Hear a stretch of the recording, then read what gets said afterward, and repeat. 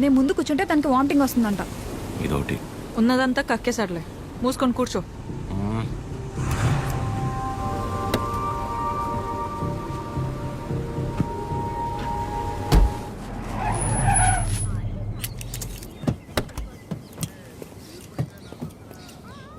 ఆ సినిమాలో కూడా తినే హీరోయిన్ బాగుంటుందా? నానా ట్రిప్ ఎలా జరిగింది? ఏదో జరిగిందిలే. ఏమైందిరా? ఏం లేదు. మరి ఎందుకు అలా ఉన్నావు?